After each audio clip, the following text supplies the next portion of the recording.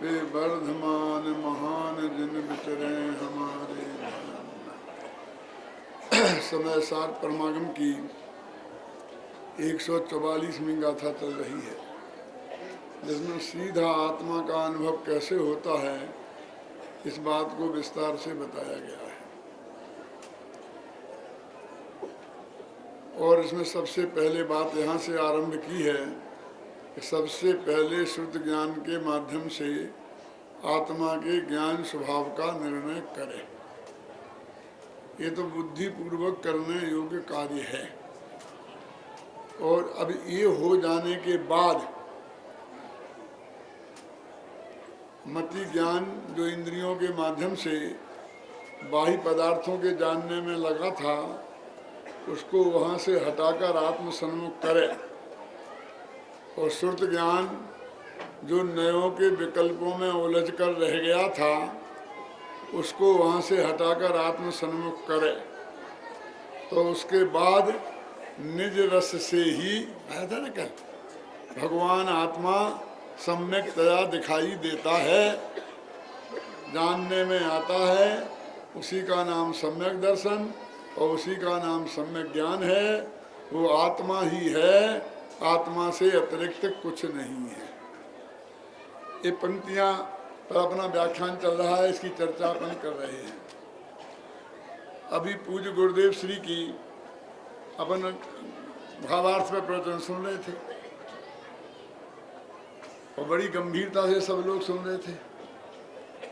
देखो, उन्हें एक छोटे से प्रश्न पर कितना रस और आनंद आ रहा था, और गिना आपने कितनी बार उसको उन्होंने कहा। क्यों? द्वारा टेप चला के देना 10 बार से कम उन्होंने एक पंक्ति को नहीं दोहराया। फिर उत्तर में ये तुम कहते हो सो ठीक है, ये ठीक है को भी 10 बार का। क्यों? उनको ऐसा होता ही नहीं कि मैं क्या कह रहा हूँ कि बार बार बार बार बार बार बार बार उसी बात को कहते ना। और बीच में यदि कोई बात आई तो क्या आई कि संसार दुनिया उलझी हुई है, धंधा पानी में गुंजाई गया है, सेठियों की कुछ समझ में आता नहीं है। और यहाँ क्या कहा है ना कि जो तुमने ये कहा सो ठीक। क्यों? मतलब वो जो बात कह रहे थे अपनी उस पंक्ति को ही बार बार पढ़ रहे थे। मैं आपका इसलिए ध्यान दिलाना चाहता हूँ कि आपको किताब भी उठा के देखना, उसमें उनने कोमा फुल स्टॉप का अंतर नहीं किया है ना, कि उसे बदल के कुछ कहा हो। और ऐसा कहते हुए उनको कितना आनंदित हो रहे थे। क्यों? कि बहुत अद्भुत बात आ रही हो। बात तो अद्भुत है ही। क्यों? यानी समय सार कैसे पढ़ने की और कैसे सुनने की चीज है, ये बात हमें उससे समझने को सीखने को मिलती है।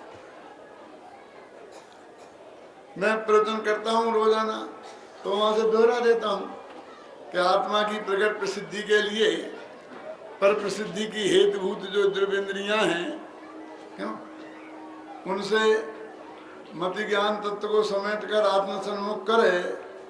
और नयों के विकल्पों में जो भगवान आत्मा उलझ रहा है, उन विकल्पों से अपने उपयोग को समेटकर निर्विकल्पक होकर, क्यों, निज रस से ही प्रकटमान जो भगवान आत्मा है वो प्रकट होता है। तो मतलब रोजी ने यही दबा शुरू कर दी, कल हो गई थी, परसों हो गई थी, नरसों हो गई थी। क्यों?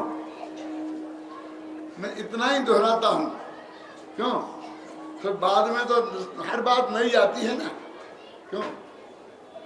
जो जिस पॉइंट को कल क्लियर कर दिया था उसके बाद नई बात आती है, तो हमको कभी कभी इतना भी बर्दाश्त नहीं होता है।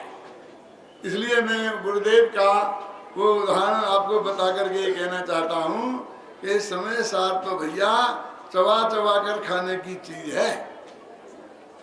मुँह में लिया और गुटक लिया ऐसा नहीं है। तब ये तो फिर हमें करना क्या है, फिर जल्दी किस बात की है? क्यों? इस मनुष्य भव में और करना क्या है? वो जो विकल्प से निर्विकल्प होगा ना परमात्मा, वो तो ऑटोमेटिक प्रक्रिया के अंतर्गत होगा, वो निज रस से।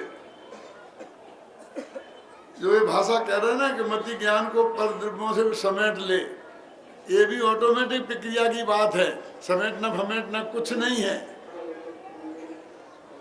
क्या कह रहे, भाषा में तो कुछ ना कुछ बोलना ही पड़ेगा ना। टोडरमल जी ने मोक्ष मार्ग प्रकाशक में 8-10 पृष्ठ में एक बहुत मार्मिक बात कही कि भाई तेरे को बुद्धि पुरुषार्थ किस बात में करना है।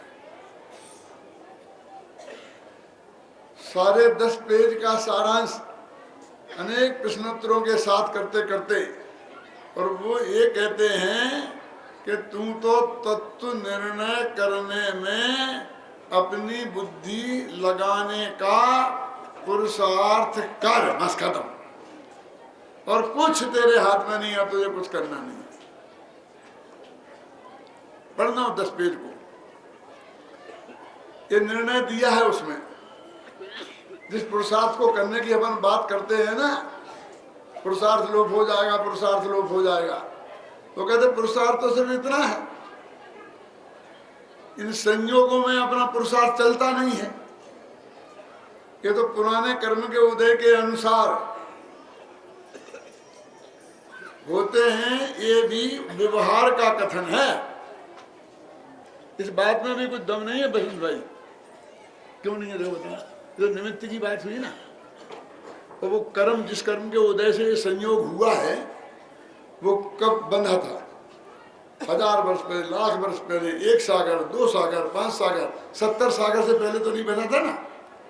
दर्शन मोहिनी का उत्कृष्ट स्थिति 70 सागर है ना। और ये संयोग तुझे इस पर्याय में मिलेंगे, ये तो अनादिकाल से नक्की है कि नहीं है? बोलो है कि नहीं? वो ऋषभ देव ने बता दिया था ना महावीर के द्वीप के बारे में, 1 कोड़ा कोड़ी सागर पहले, तो 70 कोड़ा कोड़ी सागर ज्यादा होते हैं कि 1 कोड़ा कोड़ी सागर? 70 है, 1 हो। अरे भैया वे 70 सागर, वो 1 करोड़ का करोड़ गुणा का 1 कोड़ा कोड़ी सागर।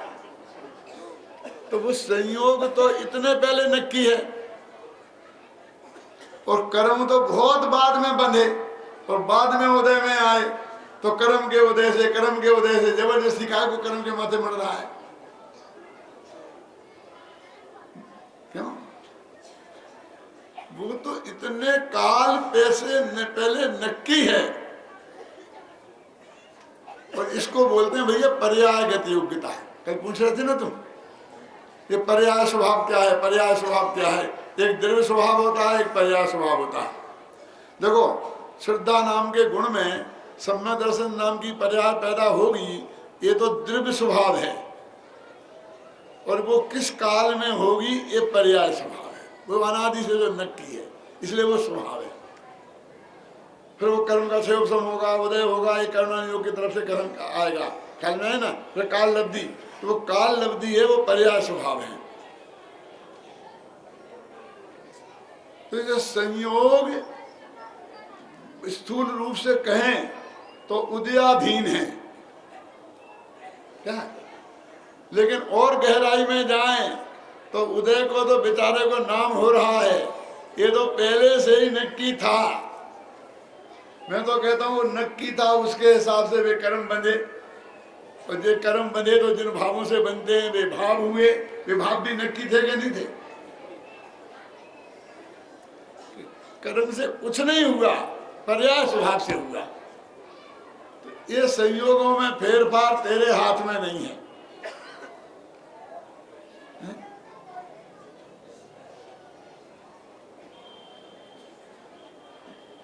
अघातिया कर्मों का इनमें उदय निमित्त कहा जाता है। तो फिर कहते हैं ये मोहराग देश के परिणाम, जिन्हें हम संयोगी भाव कहते हैं। संयोग कर्माधीन है। एक बात और मरम की मैं आप सबको बताना चाहता हूँ, पसंद भाई आपका ध्यान विशेष दिलाना चाहता हूँ। अष्टसहस्री है ना, अष्टसहस्री का नाम सुना? देवागम स्तोत्र, जिस पर आत्ममीमांसा अकलंग देव ने लिखी और विद्यानंदी ने अष्टसहस्री लिखी। तो वहाँ पर कोई 10 जोड़े हैं, भाव अभाव, नित्य अनित्य, द्वैत अद्वैत, ऐसे है ना। तो एक जोड़ा भाग्य और पुरुषार्थ का है कि काम भाग्य से होता है कि पुरुषार्थ से होता है। तो उस अष्टसहस्री में लिखा है भाग्य माने क्या। तो अभी सारे लोग ये कहते हैं अपने मुमुक्षुओं में भी कि वर्तमान कर्म, ये पुराने कर्म का उदय वो भाग्य, और वर्तमान में जो कर्म बन रहा है वो वर्तमान कर्म। तो पुराने कर्म का उदय उसका नाम भाग्य। क्या ये मानते हैं कि हमारे भाग्य में जो कुछ लिखा होगा, मैं जैसे कर्म किए ऐसे उदय में आएगा, लिखा होगा। लेकिन वहां लिखा है कि कर्म का उदय और तत्समय की योग्यता अथवा काल लब्धि, इन दोनों को मिलाकर भाग्य कहते हैं। जिसको विकल्प हो देखना, अकेले कर्म के उदय को नहीं, वो अनादिकाल से तत्समय की योग्यता नक्की है, किस समय क्या होगा, उन दोनों को मिला को भाग्य कहते हैं। अपन तो कहते कर्म ने लिखा, और उनके यहाँ लिखा हिंदू धर्म में यद्धात्रा लिखितम ललाट पट्टे तन्मार्जितम का क्षमा, कि ब्रह्मा ने जो हमारे भाग्य में लिख दिया है उसे दुनिया में कौन पलट सकता है। माने उनको लिखने वाला एक ब्रह्मा है, तो कभी तो लिखा होगा। उनके यहाँ तो लिखी हुई बात है, और हमारे यहाँ लिखी हुई बात नहीं है। ऐसा नहीं है। और जैसा करेगा वैसा भरेगा, तो ये वो कर्म के अधीन बात है ना। तो उनने लिखा वहां पर कि इसमें अकेला निमित्त को मत लेना, कर्म का उदय तो निमित्त है भाग्य में, वो अनादिकालीन जो तत्समय की योग्यता और काल लब्धि, इनको भी लेना। तो एक तरफ एक इतनी चीजें और दृढ़ स्वभाव भी, और दूसरी तरफ पुरुषार्थ। तो भाग्य के बदले में पुरुषार्थ को जो लिया, तो 5 समय घटित करना पड़ेंगे ना, ऐसा लिया। बहुत दिनों से मेरे को एक विकल्प और चल रहा है। अपने यहाँ सिद्धक विधान होते हैं ना गांव गांव में, तो वहाँ पर बहुत वो नाटक खेले जाते हैं। काय का श्रीपाल मैना सुंदरी नाटक, और उस नाटकों का नाम लिखा है भाग्य।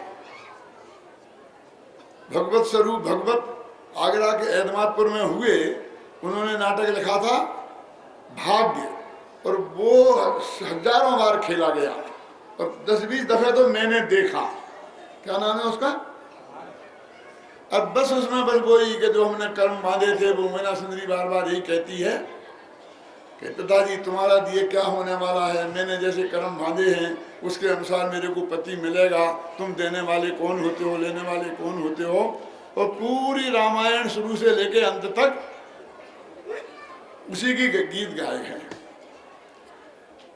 कोई और टोपी वाले होंगे मेरे जैसे, उनने भी शायद देखा होगा, दिल्ली वालों ने तो देखा ही होगा, क्योंकि वो दिल्ली के पास के ही थे, आगरा के पास एदमादपुर है ना, वहां के थे। मुझे तब से विकल्प चलता है कि एक नाटक मैं लिखूं, उसका नाम भी भाग्य रखूं, और उसमें बार बार ये सिद्ध करूं कि जैसा अनादि से नक्की है, केवल ज्ञान में देखा है, वैसा ही होगा पिताजी तुम्हारे करने से क्या होता है। जो भाग्य में लिखा होगा, कर्म का उदय होगा, जो इस पे वजन डाला है ना, मैं बार बार इस पे ध्यान आकर्षित करूं। पूरा नाटक का थीम बदल जाएगी। क्या आप समझ रहे ना? क्योंकि असली भाग का तो मेरे पास प्रमाण है अष्टश्री का।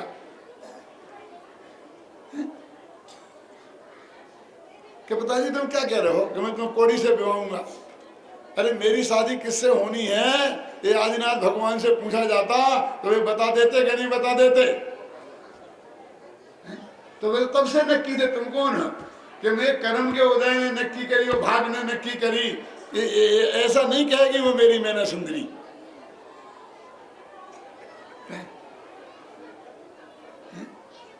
कितना कितना लिखेंगे, कहाँ लिख सकते हैं? दिमाग विचार तो बहुत आते हैं अंदर से, लगता है कि जब तक इस कुंद कुंद के ग्रंथ हैं, समय सार, प्रवचन सार, नियम सार, और इन पे लिखने का मौका मिल रहा है, तब तक काय को अपन वहां भटको हैं।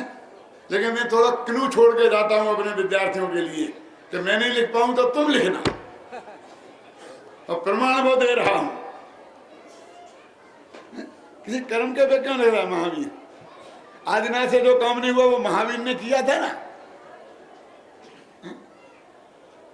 क्या समझ रहे हैं कि भाग्य माने क्या? हम भाग्य का सही अर्थ नहीं समझते। अरे मैंने तो पश्चाताप जो मैंने 17, 18, 19 वर्ष की उम्र में लिखी थी, उसमें भी एक पंक्ति डाली है, ये भी लिखा है कि विगत भव में बांधे जो कर्म वही फल देते इस भव में, किया होगा कोई अपराध भयंकर मैंने गत भव में। ये बात भी कही। और फिर आगे लिखा है, तुम करो न विकल्प विशेष, सभी कुछ निश्चित है संयोग। हे नाथ, तुम विकल्प मत करो, क्योंकि सारे संयोग तो निश्चित हैं। कर्म के उदय की बात भी की और क्रमबद्ध पर्याय की बात भी की। क्यों? उसको उपेक्षा करने की बात मैं नहीं कह रहा हूं, उसको हटाकर इसको स्थापित करने की बात मैं नहीं कह रहा हूं। निमित्त के रूप में वो है, विगत भव में बांधे जो कर्म वही फल देते इस भव में, किया होगा कोई अपराध भयंकर मैंने गत भव में, उसी के फल में यह संयोग मिला है, इसमें न आपका दोष।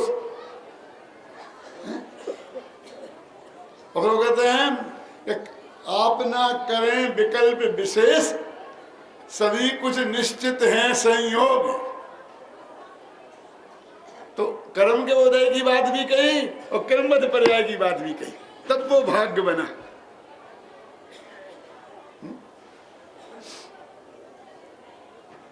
दो बातें हो गई, कौन कौन सी? एक संयोग और एक संयोगी भाव। संयोग अनादि से भी नक्की है, संयोगी भाव भी अनादि से नक्की है। और वो द्रव्य कर्म माने अघात्या कर्म के उदय से संयोग हुए और घात्या कर्मों के उदय से संयोगी भाव हुए, और इनमें कोई रंच मात्र भी फर्क नहीं कर सकता। जब शिष्य ने बार बार ये कहा टोडरमल जी से कि कर्म का उदय होगा तो, कर्म का उपशम नहीं होगा तो सम्मदर्शन कैसे होगा? वो कर्म का उपशम भी तो करना पड़ेगा ना, करना पड़ेगा ना। तो उनने पहले कहते भैया कर्म का उदय कर्म में है, तेरे में क्या लेना देना? क्या करने लिखा नहीं लिखा? फिर कर्म का करता धरता कर्म है, ये भी लिखा के नहीं लिखा। और फिर भी वो चेता रहा कि हमें भी तो कुछ करना पड़ेगा। तो कहा कि तू तत्व का निर्णय कर, इसी से उन कर्मों के उपसमाधि अपने आप होंगे। यदि तुझे करना ही है तो भी यही करना पड़ेगा, कर्म में कुछ नहीं करना पड़ेगा। लिखा क्या नहीं लिखा? मुक्तमार्ग प्रकाशन में पढ़ा क्या नहीं? क्रमचंद, सभी कुछ निश्चित हैं संयोग। संयोग हो गए, संयोगी भाव हो गए, इनमें तेरा कोई फेरफार हो ही नहीं सकता। अब और पर का एक देव दूसरे देव का करता है ही नहीं, और परदेव का सहयोग हो ही नहीं सकता, तो वे निमित्त रहा ही नहीं कि थोड़ा सा रास्ता खुला है। क्या खुला है बोलो?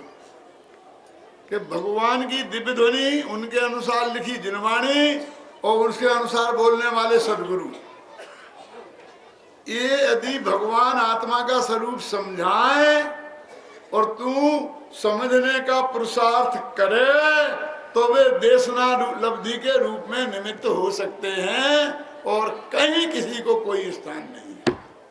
आज वो केवल ज्ञान का दिन है ना, असली दिन, जो भगवान की दिव्य ध्वनि में जो बात आई।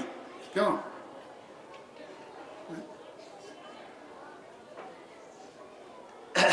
हमारा एक बहुत बड़ा दुर्भाग्य है जो वे प्रथमान योग के शास्त्र हैं, खासकर कथा कोश, पुण्यासव कथा कोश और बहुत बहुत जितनी भी कहानियां हैं, वो कहानियां तो सब यहाँ से शुरू होती हैं कि एक समय बेपोला चल तीर, समूह शरण आयो महावीर। है ना? फिर राजा सैनिक गए, दर्शन करने गए और उन्होंने कहा भगवान आज तो हमें धन कुमार जी का चरित्र सुनना है। और वे कहने लगे कि सुनो कि हे गौतम, हे सैनिक, क्यों इस तरह से वो शुरू हुए तो हमें लगता है सीधी भगवान की दिव्य ध्वनि से निकली हुई बात है। तो तत्वार सूत्र लिखा तो मंगलाचरण तक नहीं लिखा, बस संवत्सर ज्ञान चौरात्राणी मोक्ष मार्ग शुरू कर दिया। तो मंगलाचरण है तो वो मोक्ष मार्ग, अरे वो तो बाद में लिखा गया है, बहुत पास में जो जुड़ा है उसमें कुछ नहीं लिखा। किसने कहा? समय सार में पंडित तो सब सिद्ध है, किसने कहा? लिखे ही नहीं। इसलिए हमें ये लगता है ये तो जयचंद छाबड़ा का लिखा है, ये तो अदमय चंद का है, ये कुंद कुंद का है, और वो सीधी भगवान महावीर की बात लगती है।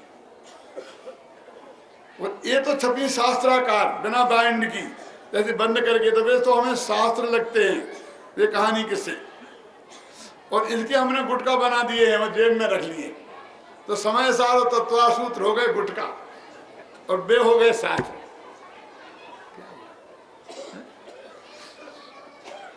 जब मैं पंडित टोडरमल पर रिसर्च कर रहा था, इसी उदयपुर में आया था, ये होगी सन 72 की बात, 72 की भी नहीं, 69-70 की, कितने साल हो गए। तो एक मंदिर में मुझे एक छोटा गुटका नहीं, 7-8 पेज का एक बिल्कुल सड़ी सड़ाई किताब मिली थी, छपी छपाई थी वो बहुत। और उस किताब का नाम था मिथ्यात्व खंडन। और जब मैंने वो पढ़ी तो उसमें मालूम क्या लिखा था? वो यहीं से शुरू हुई थी कि जम्मू दीप दीपन में सार, ओ भरत क्षेत्रता में सुखकार। फिर 10-5 पंक्तियां थी और बाद में थी एक समय विपुला चल तीर, समूह शरण आयो महावीर। फिर 5-7 पंक्तियां थी।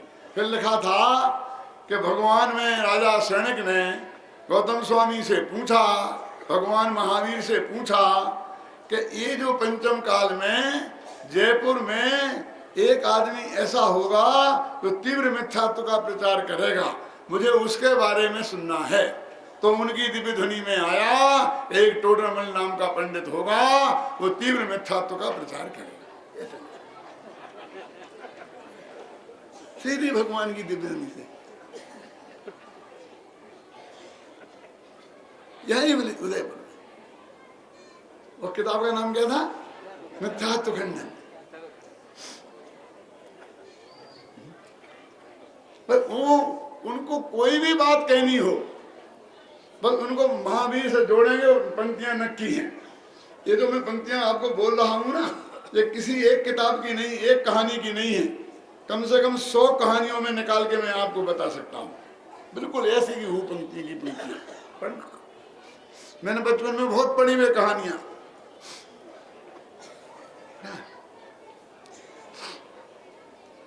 यानी ये जो समय सार की बात है, ये तो व्यक्तियों की हो गई और वो सीधी भगवान की दिव्य ध्वनि से आई। जबकि बात गुरुदेव फरमाते हैं कि 100 इंद्रों की उपस्थिति में, गणधर देव, 4 ज्ञान के धारी गणधर देव की उपस्थिति में, मुनि भगवंतों की उपस्थिति में जो भगवान ने अपनी दिव्य ध्वनि में कहा था, वो ही ये बात है। क्यों? क्या बात है वो? कि तेरे को परद्रव्य का कुछ भी नहीं करना है और ना परद्रव्य तेरा कुछ कर सकता है। जो हो रहा है वो अनादिकाल के सब सुनिश्चित संयोग हैं और उनकी क्या क्या प्रक्रिया कैसे क्या होगी, सब एक एक बात बिल्कुल सुनिश्चित है। रास्ता कितना सा छोड़ा कि सिर्फ 5 लब्धियों में देशना लब्धि, क्योंकि तेरी क्षयोपशम लब्धि तेरे अनुसार, तेरी विशुद्धि लब्धि तेरे अनुसार, तेरी पारोग्य लब्धि तेरे अनुसार, तेरी कैन लब्धि तेरे अनुसार। अब अकेली एक निमित्त रूप देशना लब्धि है, तो देशना है लब्धि तो अब उपादान के अनुसार, और देशना है भगवान की दिव्य ध्वनि में। बस तू उसका मर्म समझे तो इतना ही पर का संयोग है, और रंच मात्र भी पर का एक द्रव्य दूसरे का कुछ कर नहीं सकता।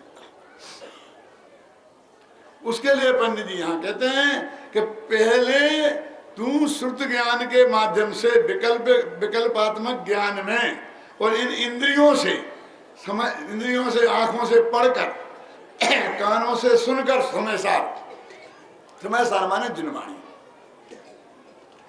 क्या समझे? समय सार माने जिनवाणी को पढ़कर, और तू ये भगवान आत्मा का सही निर्णय कर, इतना तेरा बुद्धि पूर्वक कार्य था। उसमें क्या कहाँ तक पहुंचेगा वो निर्णय कि वो जो त्रिकाली ध्रुव भगवान आत्मा तेरे ज्ञान का ज्ञेय बनेगा। ज्ञान का ज्ञेय अकेला जो प्रत्यक्ष बनता है उसी का नाम नहीं है, आगम से जो जानने में ज्ञान होता है उस ज्ञान का भी ज्ञेय वो बना। समझना, समझना, गुरु के उपदेश से हुआ, युक्ति से हुआ, और वो सही निर्णय हुआ। अब उसमें कितना हो गया, और साथ में कि ये मैं हूं और ये ही मैं हूं, और इसके बाहर मेरा कुछ नहीं है, और इसके अंदर में कुछ कमी नहीं है कि जो मुझे बाहर कहीं दूसरे की तरफ झांकना पड़े। जब ऐसा तेरा पक्का निर्णय हो गया विकल्पात्मक ज्ञान में, तो उसका रस तेरे को इतना पका, वो निज रस के परिपाक की बात है जी। उसका नाम है प्रायोग्य लब्धि। अब अंदर में उसकी इतनी ताकत है कि 70 कोड़ा कोड़ी स्थिति वाला जो दर्शन मोहिनी कर्म है, वो उसकी ताकत से अंता कोड़ी कोड़ी प्रमाण रह जाता है। जिसको वो कहते हैं ना कि जब अंता कोड़ा कोड़ी प्रमाण रह जाए तब प्रायोग्य लब्धि होती है। वो कैसे हुआ? वो निज रस के परिपाक से, तो व्यवहार श्रद्धा से कितना काम हुआ, आगम के माध्यम के निर्णय से कितना काम हुआ। अरे कितना नहीं, पूरा मिथ्यात्व का नाश इससे ही होगा। सम्मा दर्शन भाई साहब तो बाद में आएंगे, पैदा होंगे। क्यों? उस भूमिका में जो तत्व का निर्णय होगा, विमल जी ख्याल में है ना, इसलिए आप मत समझो कि हम क्या करें, हम क्या करें, हम क्या, हम सब कुछ कर सकते हैं, सब कुछ हो सकता है। हमारी जैसी योग्यता में भी सब कुछ हो सकता। कल परसों के व्याख्यान में आप थे कि नहीं थे, मैं बहुत विस्तार से बता दिया कि हम और आप एक ही जगह खड़े हैं। ये सारा ज्ञान, ये तो यूज्ड ज्ञान है क्या, और नया ज्ञान सबको एक साथ पैदा हो रहा है। तो कितना, जितना आत्मा को जानने के लिए चाहिए उतना, लेकिन चाहिए क्या कि उसका आगम ज्ञान से निर्णय होके और उसमें अपनापन आकर और निज रस का परिपाक हो। क्या अपन यहाँ तक आते ना, निज रस से ही प्रकट हो। देखो, निज रस से ही तत्काल और निज रस से ही, इसमें फिर और का योगदान मत लगाना कि ये तो ठीक है, साथ में वो भी हो, साथ में वो भी हो, साथ में वो भी हो, नहीं, कुछ नहीं। निज रस से ही प्रकट होता हुआ, आदि मध्य और अंत से रहित, अनाकुल, ये आत्मा का विशेषण है, अनाकुल, केवल एक संपूर्ण ही विश्व पर माने तैरता हो। ये क्या है? संपूर्ण विश्व पर तैरता हो का क्या मतलब है? समुद्र में तेल डालो, पानी डालो तो समुद्र में मिल जाएगा, दूध डालो तो समुद्र में मिल जाएगा, वो तेल डालो तो ऊपर अलग से तैरता रहेगा, उसे मिलेगा नहीं। है वो समुद्र में ही, पर समुद्र नहीं है, समुद्र में नहीं है, तो समुद्र के ऊपर तैर रहा है। ऐसा ही तेरा भगवान आत्मा एक क्षेत्र का समूह जो लोकाकाश में है ना, इसमें ही है, लेकिन इसके ऊपर मानव तैरता हुआ बिल्कुल अलग है, किसी से रंच मात्र भी उसका जुड़ान नहीं है। वो अपने कमलनी पत्र का उदाहरण आया ना, पानी में कल डूबा हुआ है कि नहीं डूबा हुआ, डूबा हुआ होकर के भी नहीं डूबा हुआ, तो लिखा ना संपूर्ण ही विश्व पर मानो तैरता हो, ऐसे अखंड कौन भगवान आत्मा प्रतिभास में अनंत विज्ञान घन परमात्मा रूप, विज्ञान में ज्ञान का घन पिंड, ज्ञानमय ज्ञानमयो, कहाँ है प्रोफेसर साहब, हाथ उठाना है ना, क्यों ये तो विज्ञानमय जो ज्ञानमयो है ना, ये विज्ञान घन ठोस, बोला नहीं अंदर से, ज्ञान ज्ञान ज्ञान ज्ञान ज्ञान, जहां से देखो हर प्रदेश प्रदेश पर ज्ञान ज्ञान ज्ञान, परमात्मा रूप समय सार का, ये एक त्रिकाली ध्रुव भगवान आत्मा समय सार का आत्मा अनुभव करता है। आत्मा अनुभव करता है माने आत्मा ऐसा अंदर में फीलिंग करता है कि यही मैं हूं, क्या अपनेपन का अनुभव करता है। क्या हम सोचते अनुभव मालूम क्या चीज है, वो अनुभव कैसे करें, क्या करें, कैसे करें, कैसे करें, क्या करें, क्यों अब है ना कि लड्डू खाते स्वाद लेता हुआ, अब हमने खाया तो है लड्डू, अब स्वाद कैसे ले लें, कि मजा आया था, कि मजा तो बहुत आया था, लेकिन स्वाद कैसे उसमें अपनेपन का अनुभव करता हुआ कि ये मैं हूं, आप समझे ना, करता है, अपनेपन का अनुभव करता है, तब उसी समय माने अगले समय में सम्यक दर्शन होगा नहीं, आत्मा सम्यकतया दिखाई देता है, अच्छी तरह दिखाई देता है, अच्छी तरह दिखाई देने का नाम सम्यक दर्शन, अच्छी तरह जानने में आता है माने सम्यक ज्ञान, लिखा है इसमें सम्यकतया दिखाई देता है और ज्ञात होता है, जानने में आता है, सम्यकतया ज्ञात होता है, इसलिए समय सार ही वो समय सार आत्मा दिखाना वही सम्यक दर्शन है, वही सम्यक ज्ञान है, उसके अलावा कोई सम्यक दर्शन सम्यक ज्ञान नहीं है जो तुझे कोई नया प्रकट होना है जो कहीं से आएगा। कभी कभी मैंने से सुना होगा अपने सभाओं में कि जब यदि अपने यहाँ बैठे हैं तो किसी भी जीव को यहीं बैठे बैठे समझन हो सकता है ना, कौन सी बड़ी गजब बात है, कोई बड़ी अद्भुत बात नहीं है। यदि विकल्पात्मक ज्ञान में सही निर्णय हो गया हो त्रिकाली ध्रुव भगवान आत्मा का और उसका रस परिपाक हो गया हो तो बस हो जाएगा, कोई बड़ी बात नहीं है। कैसा वो तो करोड़ों में एक आध को होता होगा, लेकिन होता तो इसी विधि से है ना, और जब भी जिसको होता ऐसा ही होता है ना, उन करोड़ों में तुम भी तो एक हो सकते हो ना, यहाँ क्यों कहते हो नहीं।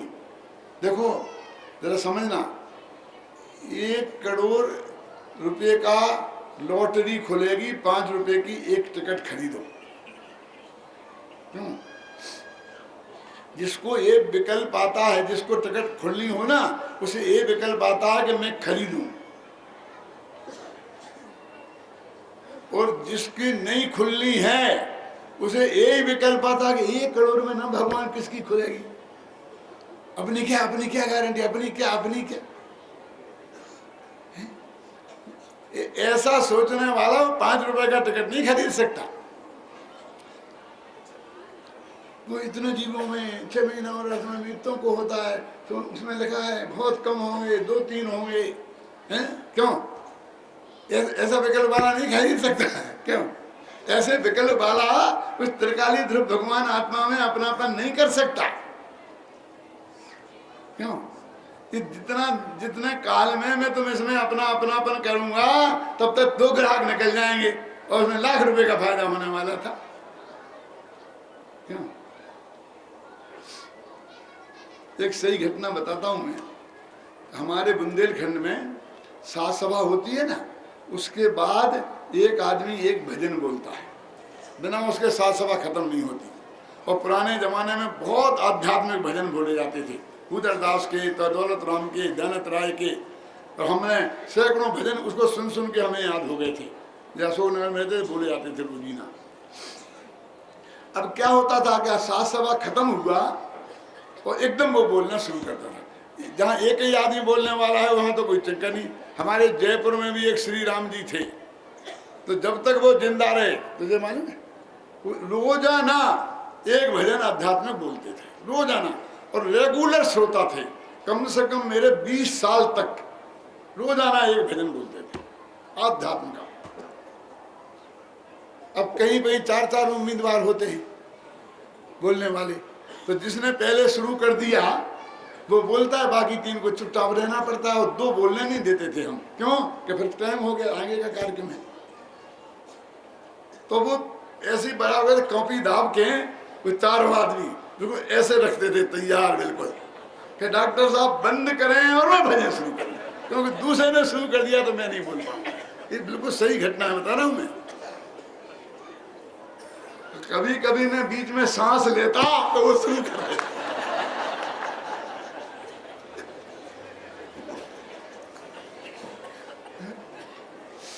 एक दिन बोला मेरे से वो भाई कि पंडित जी आप समझाते तो बहुत हो और सब लोग बहुत सिर हिलाते हैं, लेकिन मेरी समझ में कुछ नहीं आता। मैंने कहा भैया ऐसा कैसे हो सकता है, मैं तो इतना सरल उदाहरण दे के समझाता हूँ। तो मैंने कहा अभी मैं तुम्हारे प्रश्न का जवाब 2-3 दिन बाद दूंगा। फिर मैंने स्टडी की, तो बराबर बंदूक की गोलदोली करके तैयार करके डायरी खोल के पेज रखे था। क्या मैंने कहा तुम ये डायरी बंद कर दो, आज से भजन बोलने का विकल्प छोड़ दो, तो तुम्हारी समझ में आ। क्या समझ में? ये सचमुच उसने छोड़ा तो उसकी समझ में आने लग गया, क्योंकि वो 24 घंटा 1 घंटे तक उसी के विकल्प में रहता। मेरे से लोग कहते पंडित जी आवे सूचना कह देना। मैंने कहा भैया तू दे देना पर्चा बाद में, जब मेरा प्रवचन खत्म हो गई। शर्म लगती, लोग क्या कहेंगे। मैंने कहा भाई मैं 1 घंटे तक बोझा रखूं और फिर इन समय पे भूल जाऊं तो मैं नहीं रख सकता तेरे माथे पे बोझा। इस बोझा रखने का काम नहीं होता। जब हम सबसे पहले सोनगढ़ गए थे तो हम अशोकनगर से 7 आदमी गए थे। वो 7 आदमी में आप लोग ठहरे थे ना, वो जिसमें बाबू भाई के साथ, वो बगले कोने कमरे में हम ठहरे थे, हॉल में आप बाबू भाई सब ठहरे थे। तो हमारे साथ एक मूछ वाला, लंबी लंबी मूछ वाला, देखा ना हमने, इतनी लंबी लंबी मूछ वाला एक आदमी थे, वो भी गया। वो गुरुदेव के प्रवचन में बैठता और बिल्कुल ऐसी मूछें बैठता रहता। बोला पंडित जी हम तो नहीं आए, हमें तो समझ में कुछ नहीं आता, हमें तो समझ में कुछ नहीं आता, मैंने कल बताऊंगा। फिर मैंने देखा उसको बराबर ही कर रहा। मैंने कहा देखो तुम ये मूछें मुड़वा दो, तुम्हारी समझ में सच्ची इस समय 58 की बात है, वो हमारा अशोकनगर वाले सब जानते हैं। तो सचमुच उसने मूछें मुड़वा दी और उसकी समझ में आने लग गया। उसका नाम था मिश्री लाल जी बगुलिया वाला, नाम भी जान पता था। मेरे बहुत अच्छा, मेरे साथ पहली दफा गया था। देखो कहाँ कहाँ अटका रहता है हमारा दिमाग।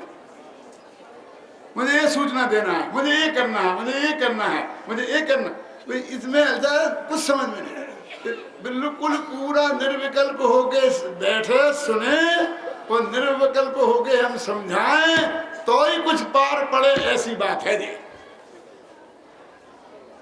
माथे पे बोझा लेकर समझने की बात नहीं है।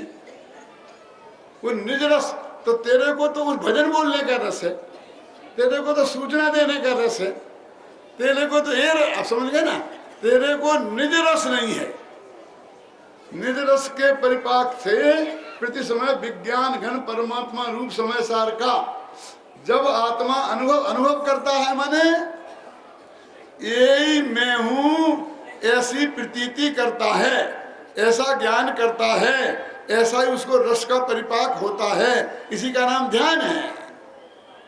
उसी समय आत्मा सम्यकतया दिखाई देता है। वहां भी असंख्य प्रदेश दिखाई नहीं देंगे, अनंत गुण दिखाई नहीं देंगे।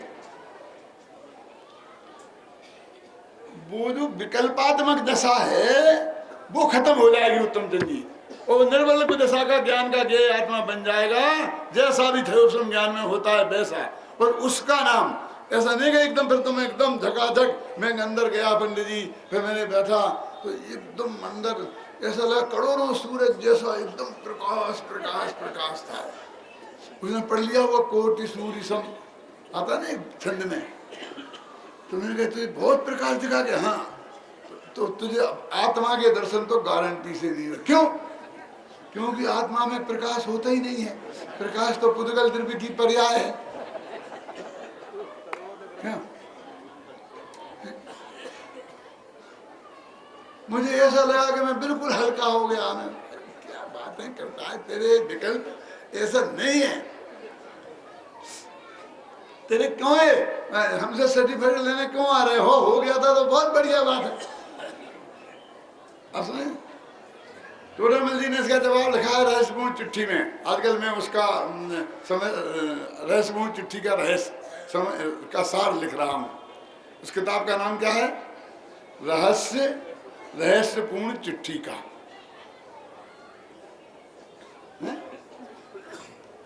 तो उसमें टोडरमल जी ने लिखा है कि वो अंदर में तो वो आनंद जो अतीन्द्रिय आनंद की कणिका जगती है ना, उसका प्रत्यक्ष स्वाद आता। प्रत्यक्ष तो वो होता है, आत्मा प्रत्यक्ष नहीं होता। अपन अनुभव प्रत्यक्ष बोलते हैं ना जिसे, उसमें लिखा है कि वो अतीन्द्रिय आनंद की कणिका है, उसका प्रत्यक्ष होता है।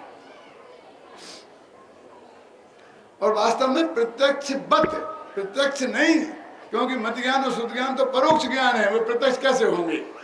प्रत्यक्ष बत अनुभव होता है, इसलिए प्रत्यक्ष अनुभव होता है, ऐसा कहते हैं। ऐसा लिखा पंडित ने।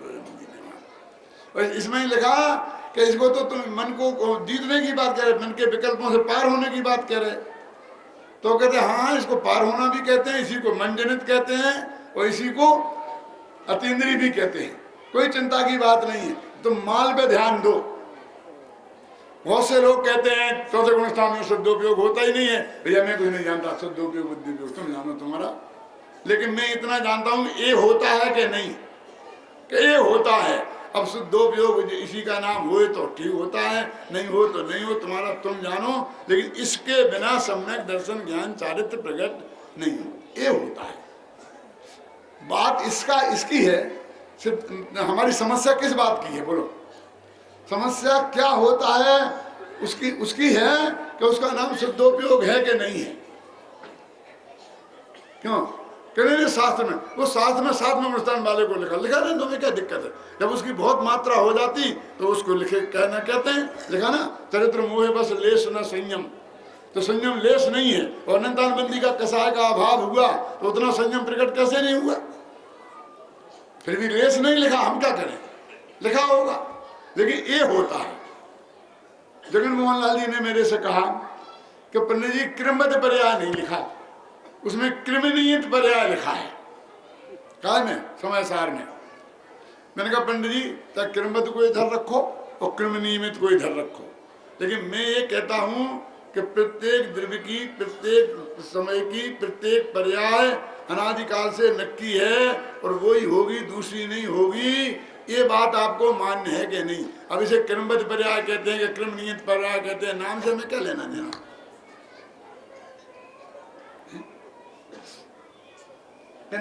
नाम बदलने से काम थोड़ी हो जाएगा। मैंने कहा ना इसे क्रमबद्ध कहते हैं ना नहीं कहते। यदि इसको तो गधा कहते हो तो भी चलेगा। नाम से, नाम निक्षेप से तो कोई भी कुछ कह सकता है, लेकिन ये नक्की है कि नहीं, ये सिद्धांत मान्य है कि नहीं? क्यों? असली मुद्दे की बात तो ये है कि जो होना है सो निश्चित है, केवल ज्ञानी ने गाया है। ये बात पक्की और नक्की है कि नहीं है। तो इसलिए मैं कहता हूं कि चौथे गुण स्थान में आत्मा का अनुभव इसे बोलते हैं। और मगर चौथे गुण स्थान में छायक सम्यक दर्शन होता है भैया, क्या होता है? तो छायक सम्यक दर्शन में भी आत्मा का अनुभव नहीं होता है, तो वो कैसा छायक सम्यक दर्शन है? जब मिथ्यात्व कर्म की सारी प्रकृतियां खत्म हो गई, एक भी नहीं बची, और फिर भी वो व्यवहार संबंध दर्शन नहीं रहा, वो निश्चय नहीं हुआ, तो क्या करें ऐसे निश्चय काम?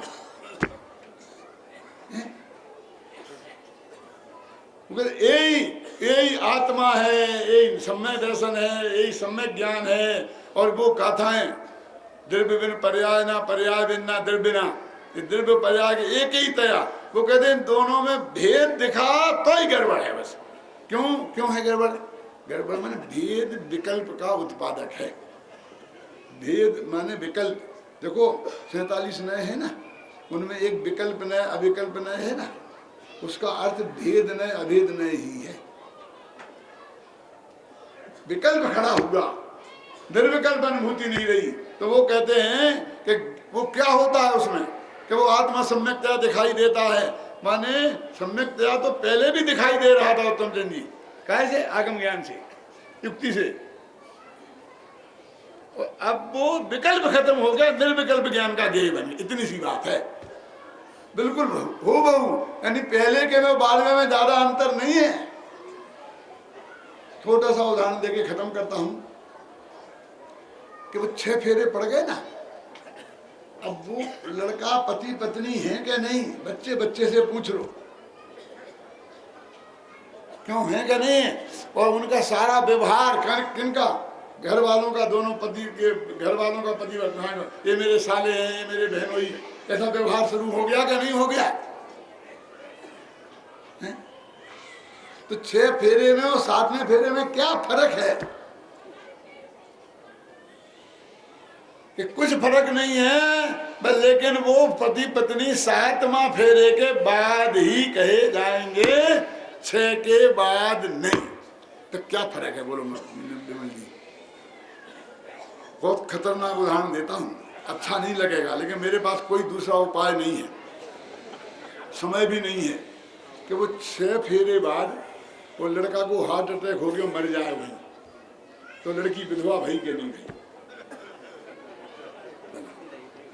देखो कोई कहीं ऐसा होवे नहीं, होना हो तो नेमिनाथ जैसा हो जाए, दीक्षा ले जाए। लेकिन मैं तो उसको शार्प बनाने के लिए कहता हूं। क्यों? वो लड़की विधवा नहीं भाई ना, अब उसकी शादी कहीं होगी तो दूसरी होगी कि पहली, समझिए ना? वो 7वां हो जाता तो कि सब क्या फर्क है भाई साहब? इतनी गहराई में जाओगे तो फर्क है, और ऊपर से जाओगे तो कोई फर्क नहीं। जैसा वो साला 6 फेरे के पहले और 7वें फेरे बाद, वो साला बहनोई तो वैसे ही के वैसे रहने वाले हैं, और वो व्यवहार भी वैसा ही चलने वाला है। ये वस्तु का स्वरूप है। इसलिए कहते सम्यकतया दिखाई देता है। दिखाई तो दे ही गया था, लेकिन उसमें सम्यकतया माने वो सही का सम्यक हो गया, समझे ना? सही से वो सम्यक हो गया, वो सील लग गई। ऐसा सम्यक दर्शन आप सभी को प्राप्त हो, और इस पंच कल्याणक जैसे अवसरों पर भगवान की दिव्य धुनी जिस दिन खिली है, उस दिन भी नहीं होगा तो किस दिन होगा और कब होगा? कि साहब असली तो, अरे कैसे भैया असली मछली? हमारे भाग्य में तो यही लिखा है, इससे बढ़िया और दूसरा मिलने वाला नहीं है। इसलिए और विकल्प तोड़कर अच्छी तरह से अपने आत्मा को देखो, जानो, और इसी भव में देह छूटने के पहले देह से भिन्न भगवान आत्मा का दर्शन करके सम्यक दर्शन प्राप्त करें। सभी इसी मंगल भावना के साथ मैं अभी की बात समाप्त करूं।